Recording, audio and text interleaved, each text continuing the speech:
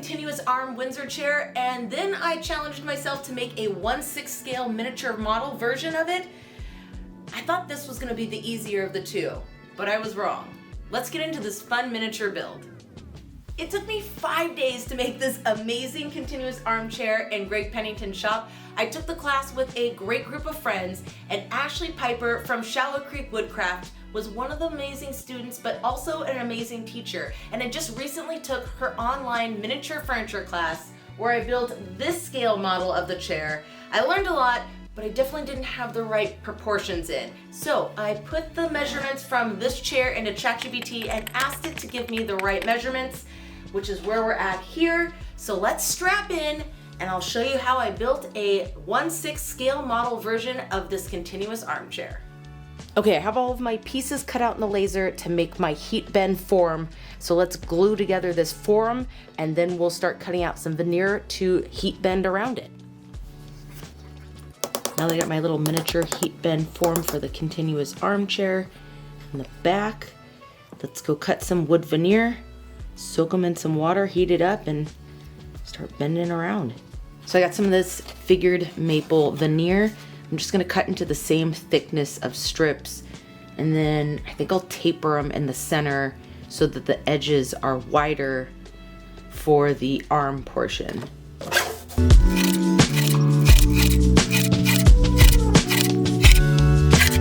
feel like that looks like a good thickness.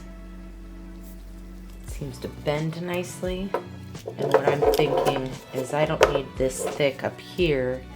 I'll trim this a little and then have these be thicker down here for the arms. Okay, I like it. Now let's just trim these a little. Okay, let's see. Yeah, that cuts down on the thickness there. Gives me the thickness at the arms. All right, I got these all trimmed up. So let's throw them in some hot water, do a little glue up, put them in the form and bend them into place. Ooh, that's steaming hot. I'm gonna add a little glue to each one, glue them together, and then we'll bend it into this form. Use some of the little wedges to get them into place. I also have some clamps. Ready for this? We ready for this? So far, so good. Put a little wedge right in here. Wedge in there. Wedge at the very top. Oh yeah, look at that squeeze out. That's good. It's a good sign. Okay. Another one down here. Another good squeeze out. Keep that one in there. A little hammer.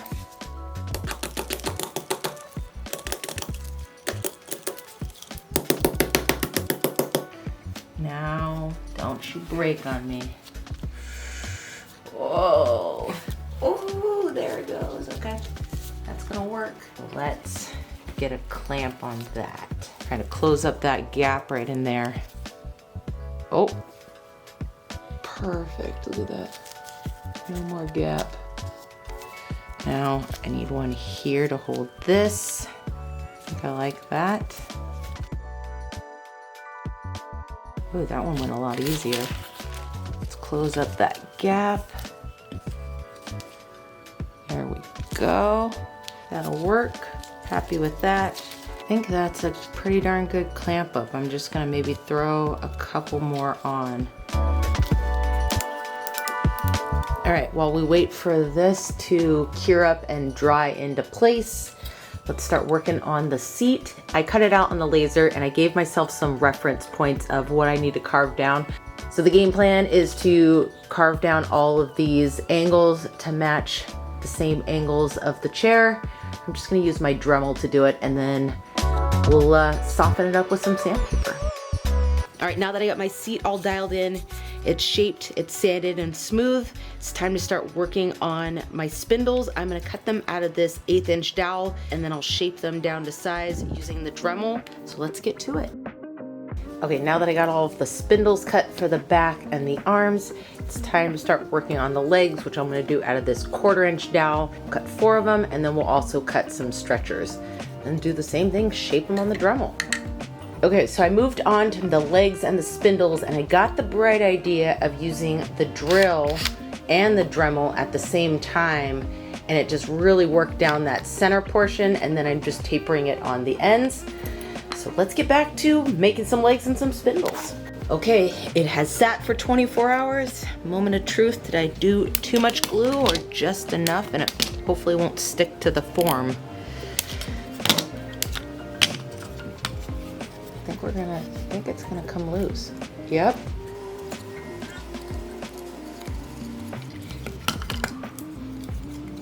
Oh, that's perfect.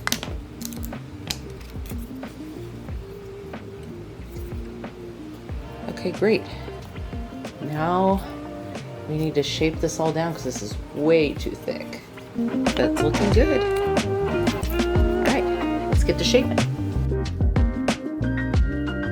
All right, I got a good amount of shaping done and it thinned down in the places I want it, but this is still way too long. Let's cut off that excess. It looks like a ½ an inch too short now. Well, I guess we're gonna find out. The chair comes this way and then comes in this way.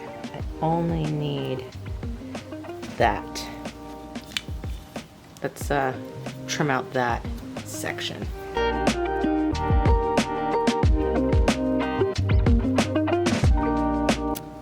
Okay, it's time to start drilling some holes in the seat. I 3D printed a scale model so that I have a reference of the right angles and where the placement for the holes. And then I did a second print where I disassembled the legs and the seat.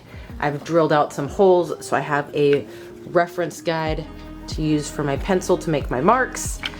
And now I just have to remember the right angles to drill going in, and I'm gonna use the legs as my reference point.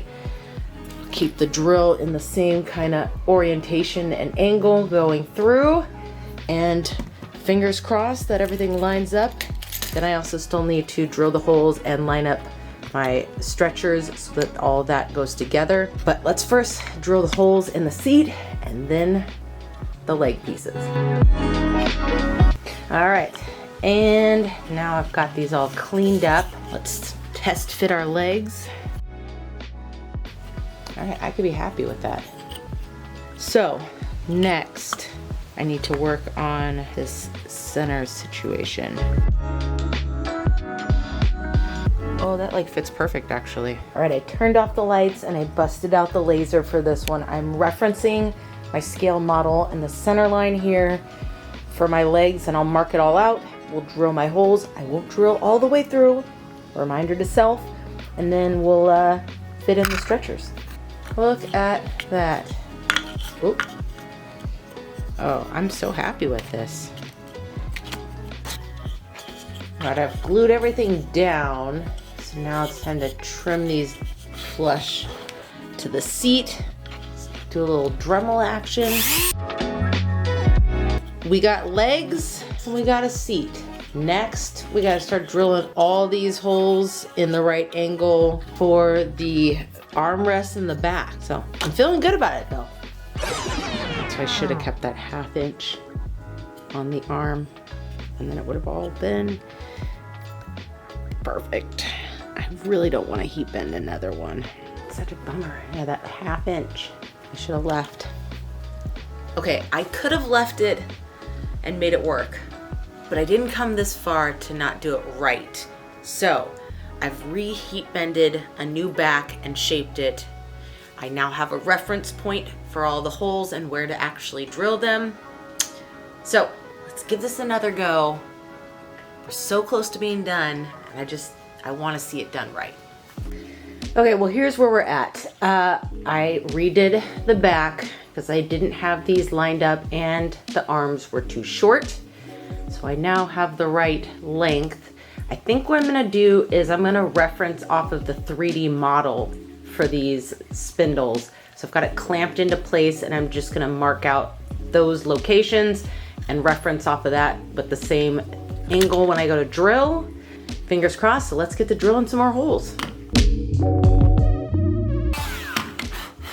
Okay, let's stressful part. All right, so I got the outer ones. All right, time to see if all these holes are drilled correctly.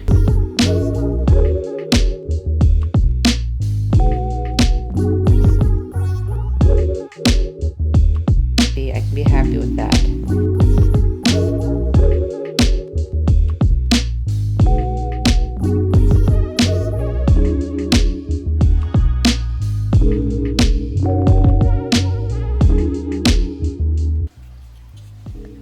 Oh, I did it. Oh, I did it. There it is. Still gotta add glue. And then I gotta trim these down, but I'm tempted to just dab a little glue instead of taking this apart. Oh, it looks so good. Yes. Oh my gosh. That was a lot of agony getting to this point, but oh, I'm gonna stop messing with it because I'm not about to break something. Let's add some glue. I'm so happy with it so far. Okay, I'm gonna use some good old CA glue with one of these crazy fine tips and just kinda, I'm gonna go up from the underside. All right, now I need to flush cut these spindles, which are super delicate. I might even use the Dremel a little, and then we'll do a light sanding. All right, there it is. The chair is complete, but not finished without a finish coat. I'm gonna match my chair with that matte black, but I'll probably end up just doing spray paint, call it a day. So let's put a finish on this. By finish, I mean, let's spray paint it, and then it's done. Oh my gosh, it looks so good. That was a little more tricky than I thought it was gonna be. 1, 2.